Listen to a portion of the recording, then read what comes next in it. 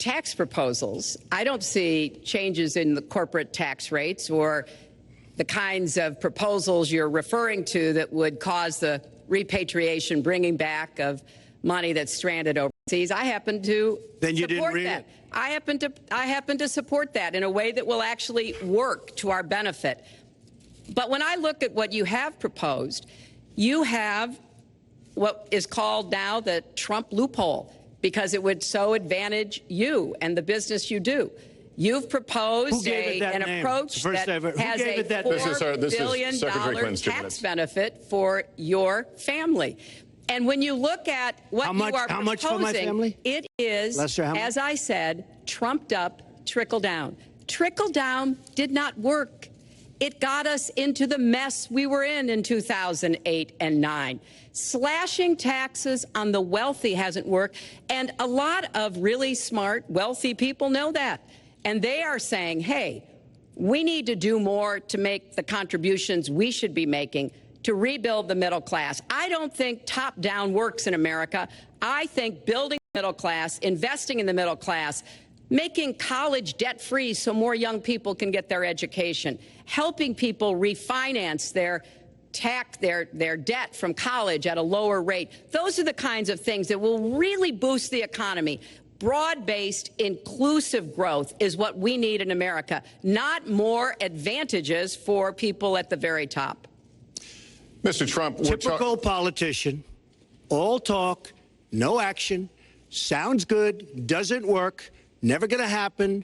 Our country is suffering because people like Secretary Clinton have made such bad decisions in terms of our jobs and in terms of what's going on. Now, look, we have the worst revival of an economy since the Great Depression. And believe me, we're in a bubble right now. And the only thing that looks good is the stock market. But if you raise interest rates even a little bit, that's going to come crashing down. We are in a big, fat, ugly bubble. And we better be awfully careful. And we have a Fed that's doing political things. This Janet Yellen of the Fed. The Fed is doing political by keeping the interest rates at this level. And believe me, the day Obama goes off and he leaves and he goes out to the golf course for the rest of his life to play golf, when they raise interest rates, you're going to see some very bad things happen because the Fed is not doing their job. The Fed is being more political than Secretary Clinton. Mr. Trump, we're talking about the burden that Americans have to pay, yet you have not released your tax returns. And the reason nominees have released their returns for decades is that voters will know if their potential president owes money to, who he owes it to, and any business conflicts. Don't Americans have a right to know if there are any conflicts of interest? I don't mind releasing. I'm under a routine audit, and it'll be released. And as soon as the audit's finished, it'll be released. But you will learn more about Donald Trump by going down to the federal elections, where I filed a 104-page, essentially financial statement of sorts, the forms that they have. It shows income. In fact, the income, I just looked today, the income is filed at $694 million for this past year. $694 million. If you would have told me I was going to make that 15 or 20 years ago, I would have been very surprised. But that's the kind of thinking that our country needs. When we have a country that's doing so badly, that's being ripped off by every single country in the world, it's the kind of thinking that our country needs, because everybody... Lester, we have a trade deficit with all of the countries that we do business with of almost $800 billion a year. You know what that is? That means who's negotiating these trade deals? We have people that are political hacks negotiating our trade deals. The IRS says an audit of your taxes, you're perfectly free to release your taxes during an audit. And so the question, does the public's right to know outweigh your personal... Well, I told you, I will release them as soon as the audit. Look, I've been under audit almost for 15 years. I know a lot of wealthy people that have never been audited. I said, do you get audited? I get audited almost every year. And in a way, I should be complaining. I'm not even complaining. I don't mind it. It's almost become a way of life. I get audited by the IRS, but other people don't. I will say this. We have a situation in this country that has to be taken care of. I will release my tax returns against my lawyer's wishes. when she releases her 33,000 emails that have been deleted. As soon as she releases them, I will release my tax returns, and that's against my lawyers. They say don't do it. I will tell you this. No, in fact, watching shows, reading the papers, almost every lawyer says you don't release your returns until the audit's complete. When the audit's complete, I'll do it. But I would go against them if she releases her email. So it's negotiable? It's not negotiable. No, let her release the email. Why did she delete 33,000? Well, I'll let her ask that, but let me just admonish the audience one more time. There was an agreement. We did ask you to be silent, so it would be helpful for us. Secretary Clinton. Well, I think you've just seen another example of bait and switch here. For 40 years, everyone running for president has released their tax returns. You can go and see nearly, I think, 39, 40 years of our tax returns, but everyone has done it. We know the IRS has made clear there is no prohibition on releasing it when you're under audit. So you've got to ask yourself, why won't he release his tax returns? And I think there may be a couple of reasons. First, maybe he's not as rich as he says he is. Second, maybe he's not as charitable as he claims to be. Third, we don't know all of his business dealings, but we have been told through investigative reporting that he owes about $650 million to Wall Street and foreign banks. Or maybe he doesn't want the American people, all of you watching tonight, to know that he's paid nothing in federal taxes, because the only years that anybody's ever seen were a couple of years when he had to turn them over to state authorities when he was trying to get a casino license, and they showed he didn't pay any federal income tax. So if he's paid zero, that means zero for troops, zero for vets, zero for schools or health. And I think probably he's not all that enthusiastic about having the rest of our country see what the real reasons are, because it must be something really important, even terrible, that he's trying to hide. And the financial disclosure statement, they don't give you the tax rate. They don't give you all the details that tax returns would. And it just seems to me that this is something that the American people deserve to see. And I have no reason to believe that he's ever going to release his tax returns, because there's something he's hiding. And we'll guess. We'll keep guessing at what it might be that he's hiding. But I think the question is, were he ever to get near the White House, what would be those conflicts? Who does he owe money to? Well, he owes you the answers to that, and he should provide them. He also raised the issue of your emails. Do you want to respond to that? I do. You know, I made a mistake using a private email. That's for sure. And if I had to do it over again, I would obviously do it differently. But I'm not going to make any excuses. It was a mistake, and I take responsibility for that. Mr. Trump? That was more than a mistake. That was done purposely, okay? That was not a mistake. That was done purposely. When you have your staff taking the Fifth Amendment, taking the Fifth so they're not prosecuted, when you have the man that set up the illegal server taking the Fifth, I think it's disgraceful. And believe me, this country thinks it's disgraceful. It really thinks it's disgraceful also. As far as my tax returns, you don't learn that much from tax returns, that I can tell you. You learn a lot from financial disclosure. And you should go down and take a look at that. The other thing, I'm extremely underleveraged. The report that said 650, which, by the way, a lot of friends of mine that know my business said, boy, that's really not a lot of money. It's not a lot of money relative to what I had. The buildings that were in question, they said in the same report, which was actually, it wasn't even a bad story, to be honest with you, but the buildings are worth $3.9 billion. And the 650 isn't even on that. But it's not 650. It's much less than that. But I could give you a list of banks. I would, if that would help you, I would give you a list of banks. These are very fine institutions, very fine banks. I could do that very quickly. I am very underleveraged. I have a great company. I have a tremendous income. And the reason I say that is not in a braggadocious way. It's because it's about time that this country had somebody running it that has an idea about money. When we have $20 trillion in debt, and our country's a mess. You know, it's one thing to have $20 trillion in debt, and our roads are good, and our bridges are good, and everything's in great shape. Our airports are like from a third world country. You land at LaGuardia, you land at Kennedy, you land at LAX, you land at Newark, and you come in from Dubai and Qatar, and you see these incredible, you come in from China, you see these incredible airports, and you land, we've become a third world country. So the worst of all things has happened. We owe $20 trillion, and we're a mess. We haven't even started.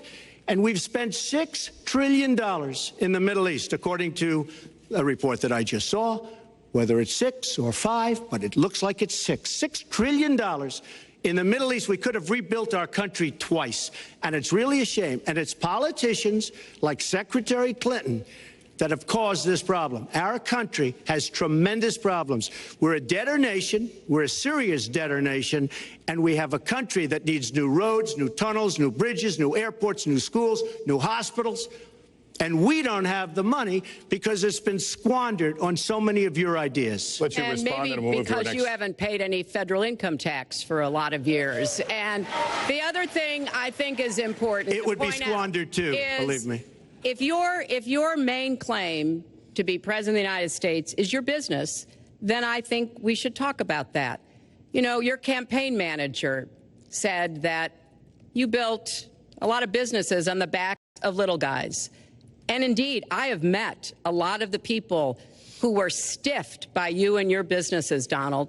I've met dishwashers, painters, architects, glass installers, marble installers, drapery installers, like my dad was, who you refused to pay when they finished the work that you asked them to do. We have an architect in the audience who designed one of your clubhouses at one of your golf courses. It's a beautiful facility. It immediately was put to use, and you wouldn't pay what the man needed to be paid, what he was charging you. Maybe he didn't do a good job, and I was unsatisfied with his work, which our country should do too. The thousands of people that you have stiffed over the course of your business not deserve some kind of apology from someone who has taken their labor, taken the goods that they produced, and then refused to pay them? I can only say that I'm certainly relieved that my late father never did business with you. He provided a good middle-class life for us, but the people he worked for, he expected the bargain to be kept on both sides. And when we talk about your business, you've taken business bankruptcy 6 times. There are a lot of great business people that have never taken bankruptcy once. You call yourself the king of debt. You talk about leverage. You even at one time suggested that you would try to negotiate down the national debt of the United States. Well, sometimes there's not a direct transfer of skills from business to government, but sometimes what happened in business would be really bad for government. Let's let Mr. And Trump we need to be very clear about that. Look, it's all words. It's all sound bites. I built an unbelievable company, some of the greatest assets anywhere in the world, real estate assets anywhere in the world, beyond the United States, in Europe, lots of different places. It's an unbelievable company. But on occasion, 4 times, we used certain laws that are there. And when Secretary Clinton talks about people that didn't get paid, first of all, they did get paid a lot, but taking advantage of the laws of the nation. Now, if you want to change the laws, you've been there a long time, change the laws. But I take advantage of the laws of the nation because I'm running a company. My obligation right now is to do well for myself, my family, my employees, for my companies. And that's what I do. But what she doesn't say is the tens of thousands of people that are unbelievably happy and that love me. I'll give you an example. We're just opening up on Pennsylvania Avenue, right next to the White House. So if I don't get there one way, I'm going to get to Pennsylvania Avenue another. But we're opening the old post office. Under budget, ahead of schedule, saved tremendous money. I'm a year ahead of schedule. And that's what this country should be doing. We build roads and they cost 2 and 3 and 4 times what they're supposed to cost. We buy products for our military and they come at costs that are so far above what they were supposed to be because we don't have people that know what they're doing. When we look at the budget is bad to a large extent because we have people that have no idea as to what to do and how to buy. The Trump International is way under budget and way ahead of schedule, and we should be able to do that for our country. Well, we're well behind schedule, so I want to move to our next segment. We move into our next segment talking about America's direction, and let's start by talking about race. The share of Americans who say race relations are bad in this country is the highest it's been in decades, much of it amplified by shootings of African Americans by police, as we've seen recently in Charlotte and Tulsa. Race has been a big issue in this campaign, and one of you is going to have to bridge a very wide and bitter gap. So how do you heal the divide? Secretary Clinton, you get 2 minutes on this. Well, you're right. Race remains a significant challenge in our country. Unfortunately, race still determines too much, often determines where people live, determines what kind of education in their public schools they can get, and yes, it determines how they're treated in the criminal justice system. We've just seen those 2 tragic examples in both Tulsa and Charlotte. And we've got to do several things at the same time. We have to restore trust between communities and the police. We have to work to make sure that our police are using the best training, the best techniques, that they're well prepared to use force only when necessary. Everyone should be respected by the law, and everyone should respect the law. Right now, that's not the case in a lot of our neighborhoods. So I have, ever since the first day of my campaign, called for criminal justice reform. I've laid out a platform that I think would begin to remedy some of the problems we have in the criminal justice system. But we also have to recognize, in addition to the challenges that we face with policing, there are so many good, brave police officers who equally want reform. So we have to bring communities together in order to begin working on that as a mutual goal. And we've got to get guns out of the hands of people who should not have them. The gun epidemic is the leading cause of death of young African American men, more than the next 9 causes put together. So we have to do 2 things, as I said. We have to restore trust. We have to work with the police. We have to make sure they respect the communities and the communities respect them. And we have to tackle the plague of gun violence, which is a big contributor to a lot of the problems that we're seeing today. All right, Mr. Trump, you have 2 minutes. How do you heal the divide? Well, first of all, Secretary Clinton doesn't want to use a couple of words, and that's law and order. And we need law and order. If we don't have it, we're not going to have a country.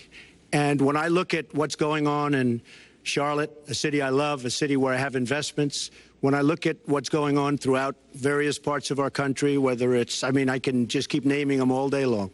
We need law and order in our country. And I just got today, as you know, the endorsement of the Fraternal Order of Police. We just came in. We have endorsements from, I think, almost every police group, a large percentage of them in the United States. We have a situation where we have our inner cities, African Americans, Hispanics, are living in hell because it's so dangerous. You walk down the street, you get shot. In Chicago, they've had thousands of shootings, thousands, since January 1st. Thousands of shootings. And I'm saying, where is this? Is this a war-torn country? What are we doing? And we have to stop the violence. We have to bring back law and order in a place like Chicago, where thousands of people have been killed, thousands over the last number of years. In fact, almost 4,000 have been killed since Barack Obama became president. Almost 4,000 people in Chicago have been killed. We have to bring back law and order. Now, whether or not in a place like Chicago you do stop and frisk, which worked very well, Mayor Giuliani is here, it worked very well in New York. It brought the crime rate way down. but you take the gun away from criminals that shouldn't be having it. We have gangs roaming the street, and in many cases, they're illegally here, illegal immigrants, and they have guns, and they shoot people. And we have to be very strong, and we have to be very vigilant. We have to know what we're doing. Right now, our police, in many cases, are afraid to do anything. We have to protect our inner cities because African-American communities are being decimated by crime. Your 2 minutes expired, but I do want to follow up. Stop and frisk was ruled unconstitutional in New York because it largely singled out Black and Hispanic young men. No, you're wrong. It went before a judge who was a very against police judge. It was taken away from her, and our new mayor, refused to go forward with the case. They would have won an appeal. If you look at it throughout the country, there are many places where the argument is that it's a form of racial profiling. No, the argument is that we have to take the guns away from these people that have them and that are bad people that shouldn't have them. These are felons. These are people that are bad people that shouldn't be. When you have 3,000 shootings in Chicago from January 1st, when you have 4,000 people killed in Chicago by guns from the beginning of the presidency of Barack Obama, his hometown, you have to have stop and frisk. You need more police.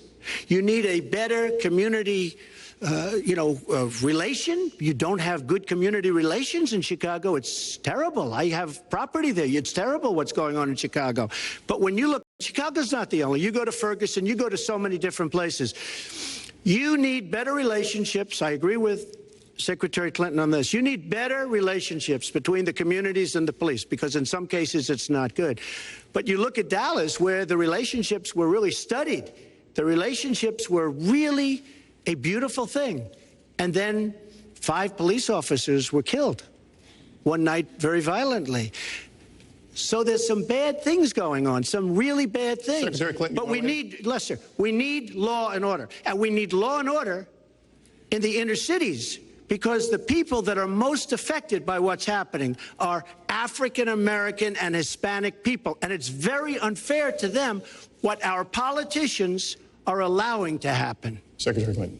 Well, I've heard Donald say this at his rallies, and it's really unfortunate that he paints such a dire, negative picture of Black communities in our country. Ugh. You know, the vibrancy of the Black church, the Black businesses that employ so many people, the opportunities that so many families are working to provide for their kids. There's a lot that we should be proud of and we should be supporting and lifting up. But we do always have to make sure we keep people safe. There are the right ways of doing it, and then there are ways that are ineffective. Stop and frisk was found to be unconstitutional, and in part because it was ineffective. It did not do what it needed to do. Now, I believe in community policing, and in fact, violent crime is 1/2 of what it was in 1991. Property crime is down 40%. We just don't want to see it creep back up. We've had 25 years of very good cooperation, but there were some problems, some unintended consequences. Too many young African-American and Latino men ended up in jail for nonviolent offenses, and it's just a fact that if you're a young African-American man and you do the same thing as a young white man, you are more likely to be arrested, charged, convicted, and incarcerated.